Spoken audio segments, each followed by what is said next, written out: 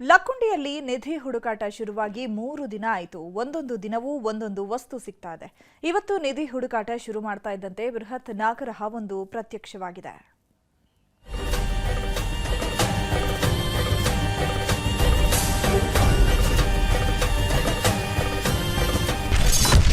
ಲಕ್ಕುಂಡಿ ನಿಧಿ ನಿಗೂಢ ಪ್ರತ್ಯಕ್ಷವಾಯಿತು. ನಾಗಸರ್ಪ ನಿಧಿ ಹುಡುಕಾಟದ ಜಾಗದಲ್ಲಿ ನಾಗರ ಸಂಚಾರ. ನಿಧಿ ಸುತ್ತ ನಾಗರಹಾವು ಕಾಯುತ್ತಂತೆ. ಬಂಗಾರದ ಖಜಾನೆಗೆ ಘಟಸರ್ಪವೇ ಕಾವಲಾಗಿ ನಿಂತಿರುತ್ತಂತೆ. ಇದು ಪುರಾಣಗಳಲ್ಲಿ ಉಲ್ಲೇಖವಾಗಿರೋ ಕಥೆ. 10 ಸಿನಿಮಾಗಳಲ್ಲೂ ಇಂಥದ್ದೇ ಕಥೆ ಹೆಣೆದಿದ್ದಾರೆ. ಹೀಗಾಗಿ ಇವತ್ತಿಗೂ ಬಹಳಷ್ಟು ಜನ ನಿಧಿ ಸುತ್ತ ಘಟಸರ್ಪ ಕಾಯುತ್ತೆ ಅನ್ನೋ ನಂಬಿಕೆ ಇದೆ. ಆದರೆ ಇದನ್ನ ಅದೆಷ್ಟು ಜನ ನೋಡಿದ್ದಾರೋ ಇಲ್ವೋ ಗೊತ್ತಿಲ್ಲ. ಇಂಥದ್ದೊಂದು ಸುದ್ದಿ ಮಾತ್ರ ಆಗ್ತಾನೆ ಇರುತ್ತೆ. ಈಗ ಲಕ್ಕುಂಡಿಯಲ್ಲಿ ನಾಗಸರ್ಪವೊಂದು ಪ್ರತ್ಯಕ್ಷವಾಗಿದೆ. ಅದರಲ್ಲೂ ನಿಧಿ ಹುಡುಕಾಡ್ತಾ ಇರೋ ಜಾಗದಲ್ಲೇ ನಾಗರಹಾವು ಸುಳಿದಾಡ್ತಿದೆ. ಇದನ್ನ ನೋಡಿದ ಸ್ಥಳೀಯರು ಇದು ನಿಧಿ ಕಾಯೋ ನಾಗರಹಾವು ಅಂತಿದ್ದಾರೆ. ಲಕ್ಕುಂಡಿಯಲ್ಲಿ ನಿಧಿ ಸಿಕ್ಕಿದ್ದೇ ಸಿಕ್ಕಿದ್ದು. ಇಡೀ ರಾಜ್ಯದ ತುಂಬಾ ನಿಧಿಯದ್ದೇ ಸುದ್ದಿಯಾಗ್ತಿದೆ. ಹೀಗಾಗಿ ಸರ್ಕಾರ ಕೂಡ ನಿಧಿ ಹುಡುಕಾಟಕ್ಕಿಳಿದಿದೆ. ಕೋಟೆ ದೇವಸ್ಥಾನದ ಮುಂದೆ ಕಳೆದ 3 ದಿನಗಳಿಂದ ಉತ್ಖನನ ಕಾರ್ಯ ನಡೀತಾ ಇದೆ. 2ನೇ ದಿನ ಶಿವಲಿಂಗದ ಪಾಣಿಪೀಠ ಸಿಕ್ಕಿತ್ತು. ಇವತ್ತು ಶಿವಲಿಂಗ ಸಿಗೋದ್ರ ಜೊತೆಗೆ ಅಚ್ಚರಿಯ ಘಟನೆಯೊಂದು ನಡೆದಿದೆ. ಇದು ರಾಜರ ಕಾಲದ ದೇಗುಲ. ಹೀಗಾಗಿ ಇಲ್ಲಿ ಬಂಗಾರದ ಕೊಪ್ಪರಿಗೆಯೇ ಇದೆ ಅಂತ ಊರಿನವರೆಲ್ಲ ಮಾತನಾಡ್ತಿದ್ದಾರೆ. ಅಷ್ಟೇ ಅಲ್ಲ, ಈ ಜಾಗದಲ್ಲಿ ಹಿಂದೊಮ್ಮೆ ಬಂಗಾರದ ರಾಶಿ ಸಿಕ್ಕಿತ್ತಂತೆ. ನಿಧಿಯ ಆಸೆಗೆ ಬಿದ್ದವರಿಗೆ ಸರ್ಪವೇ ಅಗೋಚರವಾಗಿ ಕಾಡಿತ್ತಂತೆ. ಹೀಗಾಗಿ ಇಲ್ಲಿನ ಜನ ಈಗಲೂ ನಿಧಿಯ ಸುತ್ತ ಘಟಸರ್ಪ ಕಾಯ್ತಿದೆ ಅಂತ ನಂಬಿಕೊಂಡಿದ್ದಾರೆ. ಈಗ ಉತ್ಖನನ ಜಾಗದಲ್ಲೂ ನಾಗರಹಾವು ಕಾಣಿಸ್ಕೊಂಡಿದೆ. ಹೀಗಾಗಿ ಇದೇ ನಿಧಿ ಕಾಯೋ ಹಾವು ಅಂತ ಎಲ್ಲ ಮಾತನಾಡ್ತಿದ್ದಾರೆ.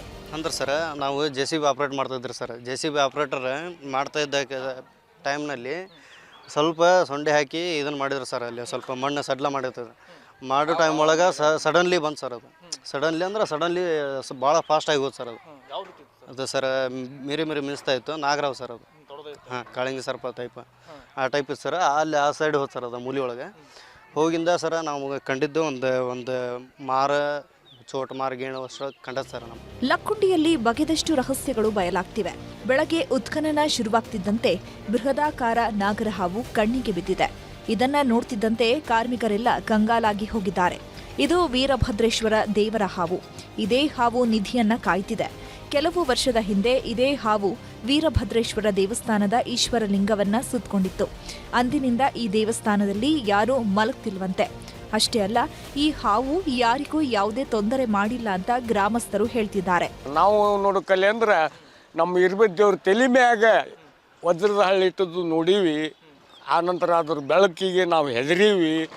ಆನಂತರ ಆ ಗುಡಿ ಮಲಗದ ಬಿಟ್ಟಿವಿ. ಇವತ್ತಿಗೆ ನಾವು ಏನೇ ಇದ್ರೂ ಸೇವೆ ಮಾಡೋದು, ಹೊರಗೆ ಬಂದುಬಿಡೋದು, ಆ ಥರ ನಾವು ನಡೆಸೀವಿ ಇಲ್ಲಿವರೆಗೂ. ಆದರೆ ಈವರೆಗೂ ನಮ್ಗೆ ಹಳ್ಳಿ ಮುಖಕ್ಕೆ ಬಂದಿದ್ದಿಲ್ಲ ಅದು. ಈಗ ನಿಮಗೆ ಉತ್ಖನನ ಚಲುವಾಗಿಂದನೇ ಭೇಟಿ ಕೊಟ್ಟೈತಿ ಅಂದ್ರೆ ಇದು ಏನು ಕಾದೈತೋ ಏನೋ. 3ನೇ ದಿನದ ಉತ್ಖನನ, ಶಿವಲಿಂಗ ಪತ್ತೆ. ಲಕ್ಕುಂಡಿಯಲ್ಲಿ ನಡೀತಾ ಇರೋ 3ನೇ ದಿನದ ಉತ್ಖನನದ ವೇಳೆ ಪ್ರಾಚೀನ ಕಾಲದ ಶಿವಲಿಂಗ ಪತ್ತೆಯಾಗಿದೆ. ಚಿಕ್ಕದಾಗಿರುವ ಶಿವಲಿಂಗ ಸಿಕ್ಕಿದ್ದು ಇದು ಯಾವ ಕಾಲದ್ದು ಅಂತ ಪುರಾತತ್ವ ಇಲಾಖೆ ಅಧಿಕಾರಿಗಳು ಶೋಧಕ್ಕಿಳಿದಿದ್ದಾರೆ. ಲಕ್ಕುಂಡಿ ಪಾರಂಪರಿಕ ಪ್ರದೇಶ ಅಭಿವೃದ್ಧಿ ಪ್ರಾಧಿಕಾರ ಕೂಡ ಅಸ್ತಿತ್ವಕ್ಕೆ ಬಂದಿದೆ. ಮತ್ತು ಈ ವ್ಯಾಪ್ತಿಯಲ್ಲಿ ಬರುವಂತಹ ದೇವಾಲಯಗಳ ಸಂರಕ್ಷಣೆ ಕೂಡ ಕಳೆದ 2.5-3 ವರ್ಷಗಳಿಂದ ನಿರಂತರವಾಗಿ ನಡೀತಾ ಬಂದಿದೆ. ಈ ಭಾಗದಲ್ಲಿ ಸಾಕಷ್ಟು ಮಳೆ ಬಂದಿದ್ದರಿಂದ ಉತ್ಖನನ ಕಾರ್ಯ ಪ್ರಾರಂಭ ಮಾಡೋದು ಸ್ವಲ್ಪ ನಿಧಾನ ಆಗಿದೆ. ಈಗ ಕಳೆದ 3 ದಿನದಿಂದ ಉತ್ಖನನ ಕಾರ್ಯ ಪ್ರಾರಂಭ ಮಾಡಿದ್ದೀವಿ. ಸೊ ನಿಧಿ ಸಿಕ್ಕಿದ ಕಾರಣಕ್ಕಾಗಿ ಉತ್ಖನನದ ಒಂದು ಆಸಕ್ತಿ, ಗಂಭೀರತೆ ಜಾಸ್ತಿ ಆಗಿದೆ ಅಂತ ನಾನು ಭಾವಿಸ್ತೇನೆ. ಒಟ್ನಲ್ಲಿ ಲಕ್ಕುಂಡಿಯ ನಿಧಿ ರಹಸ್ಯ ದಿನದಿಂದ ದಿನಕ್ಕೆ ಕುತೂಹಲ ಮೂಡಿಸ್ತಾ ಇರೋದು ಸುಳ್ಳಲ್ಲ. ಸಂತೋಷ್ ಕೊಣ್ಣೂರ, ನ್ಯೂಸ್ 18 ಗದಗ.